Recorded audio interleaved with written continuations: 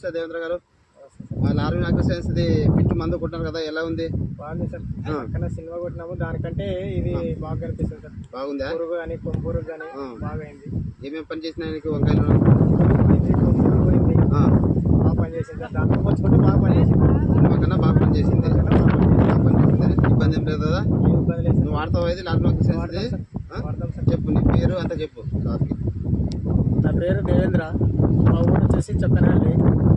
సారులది Larvin కంపెనీది Larvin agriscience fit. Larvin agriscience fit అనే మందు వాడినాము. తర్వాత పక్కన సినిమా వాడినాము, దానికంటే పోల్చుకుంటే ఇది బాగా పనిచేసింది.